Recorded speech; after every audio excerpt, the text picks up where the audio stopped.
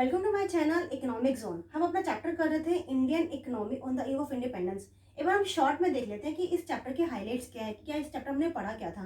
इस चैप्टर में ये पढ़ा था कि जो हमारे ब्रिटिशर्स आए थे कि उस टाइम पे क्या पोजीशन थी हमारी एग्रीकल्चर सेक्टर की, हमारे इंडस्ट्रियल सेक्टर की, फॉरेन ट्रेड की, डेमोग्राफिक कंडीशन क्या था, ऑक्यूपेशनल स्ट्रक्चर, इंफ्रास्ट्रक्चर, हमने ये सब पढ़ा था इस चैप्टर में। तो एक बार हम देख लेते हैं कि फर्स्ट टॉपिक आता है हमारा एग्रीकल्चर सेक्टर। अब हमारा एग्रीकल्चर सेक्टर में क्या था।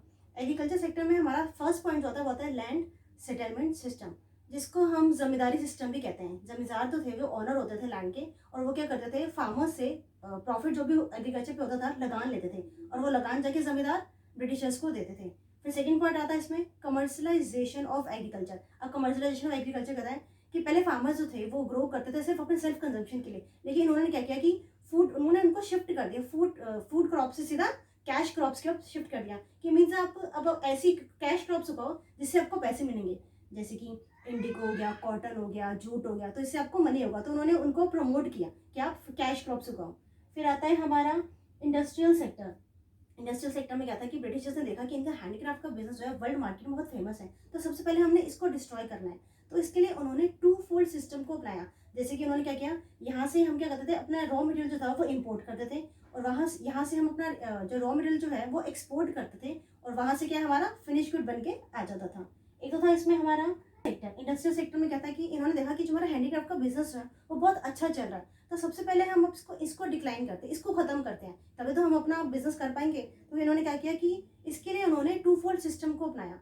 कि जैसे कि यहाँ से हम क्या करते थे कि रॉ मटेरियल को एक्सपोर्ट करेंगे, और वहाँ से फिनिश गुड बन के आएंगे, फिनिश गुड जहाँ पे इम्पोर्ट होंगे। और फिर दूसरा पॉइंट क्या आता है, डिस्क्रिमिनेटरी टैरिफ पॉलिसी। अभी डिस्क्रिमिनेटिव टैरिफ पॉलिसी क्या था कि एक्सपोर्ट भी फ्री होगा और इम्पोर्ट भी फ्री होगा। अगर यहाँ से कोई सामान जाता है, यहाँ से रॉ मटेरियल जाता है, तो उसका भी कोई पैसा नहीं है, और वहाँ से अगर कोई इम्पोर्ट होकर आता है, फिनिश गुड आते हैं, तो उसके भी कोई पैसे नहीं है। फिर आता है फॉरेन ट्रेड। अब फॉरेन ट्रेड में क्या आता है, फॉरेन ट्रेड में क्या था कि एक तो उन्होंने हमें एक्सपोर्टर बना दिया था रॉ मटेरियल का, कि यहाँ से एक्सपोर्ट होके जाएगा, और फिर इंपोर्टर बना दिया था, हमें फिनिश गुड्स आते थे। फिर एक इसके अंदर पॉइंट आता है monopoly control of British rule. अब monopoly control of British rule में क्या था कि सबसे पहले तो क्या कहता था, उन्होंने ओपनिंग ऑफ स्विस कैनाल कर दी थी, कि ब्रिटेन और इंडिया के बीच में जो था वाटर जो था, उसमें एक उन्होंने स्विस कैनाल बना दिया था, एक आर्टिफिशियल वाटर वे बना दिया था, कि जिससे ट्रांसपोर्टेशन में, गुड्स को भेजने में जो है वो टाइम कम लगे, और वहाँ पे बिजनेस अच्छा हो सके।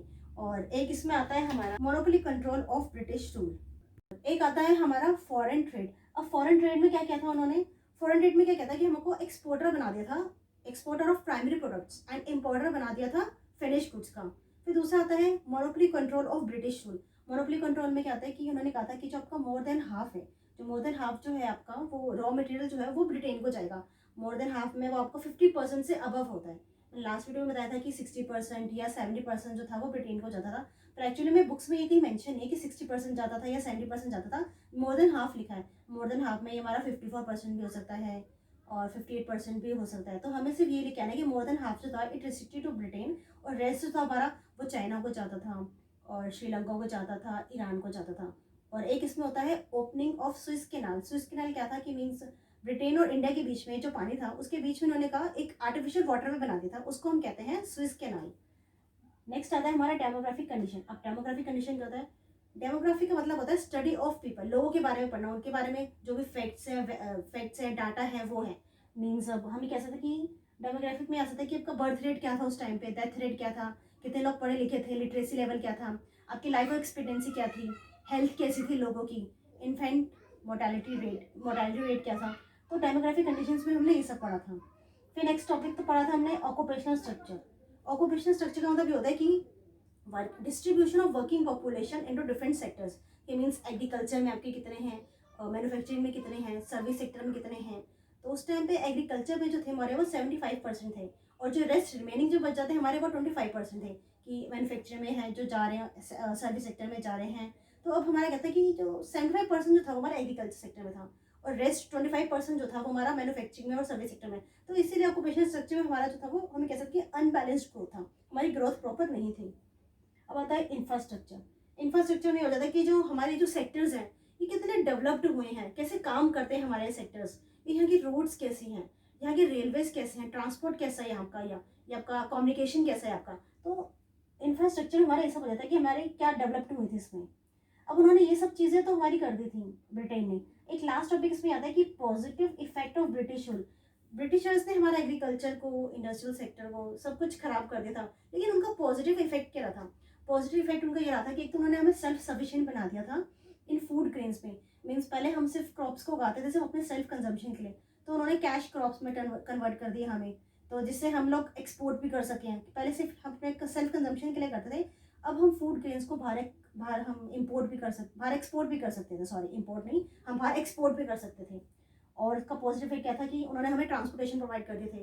रोड्स हैं, रेलवेज हैं। रेलवेज हमारी फर्स्ट टाइम जो थी वो 1850 में हमारी इंट्रोड्यूस हुई थी। ये 1 मार्क्स में आ जाता है कि रेलवेज हमारी कब इंट्रोड्यूस हुई थी, या ग्रेट ईयर ऑफ डिवाइड भी आ जाता है, 1921 है उसका ईयर। तो हम यहाँ पे बात करें कि हमारा उन्होंने हमें better means of transportation provide किए थे, रोड्स प्रोवाइड की थी, रेलवेज प्रोवाइड की थी, जिसकी वजह से हमें अगर कहीं जाना है, या हमें अपनी आर्मी को मोबिलाइज करना है, या हमें अपना जो भी फूड सप्लाई है, या भी कोई मटेरियल जो है, रॉ मटेरियल है, या उसको एक जगह से दूसरी जगह शिफ्ट करना है, then with the help of transportation we can move. हम ट्रांसपोर्टेशन की हेल्प से उसको मूव कर सकते हैं। और उसने बताया था कि एक इसमें पॉइंट आता है चेक ऑन फैमिन्स। फैमिन्स में क्या होता है कि हमारा कोई भी नेचुरल डिजास्टर हो जाए, तो जो भी इफेक्टेड एरिया है, then with the help of transportation हम लोग जो इंपॉर्टेंट सप्लाईज हैं वो उन अफेक्टेड एरियाज में हम पहुंचा सकते हैं।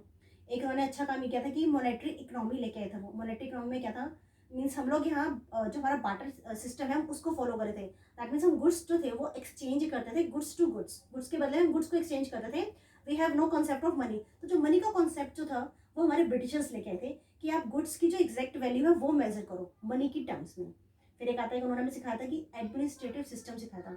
अब ये एडमिनिस्ट्रेटिव सिस्टम क्या होता है? इसका मतलब कहता है कि आप कुछ भी जो भी लेन देन कर रहे हो, कोई भी चीज़ करते हो, हर एक चीज़ की हर का रिकॉर्ड रखो, क्योंकि अगर आप हर एक चीज़ का रिकॉर्ड रखोगे तो उससे आपकी इकोनॉमी जो है वो बेटर होगी। ये सब ब्रिटिशर्स ने अपने टाइम में किया था, तो उससे हम इंडियंस ने ये सीख लिया था। तो इस चैप्टर में बस यही पॉइंट्स थे कि इंफ्रास्ट्रक्चर, हमारा occupational, foreign trade, industrial sector जो ये था। आपको अभी जो इस वीडियो में जो बताया है वो सारा शॉर्ट में बताया है। इससे पहले की जो वीडियोस हैं उसमें मैंने अपना पीडीएफ भी डाल रखा है, डिस्क्रिप्शन में डाल सकता है, अगर आप लिंक में देखोगे तो आपको सारा मिल जाएगा इसके बारे में डिटेल में।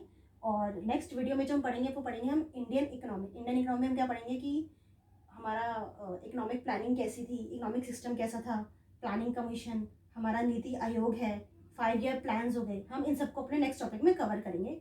तो आज की वीडियो में बस इतना ही। Thank you. अगर आपको उसका स्क्रीनशॉट लेना तो आप एक बार इसका स्क्रीनशॉट ले सकते हैं।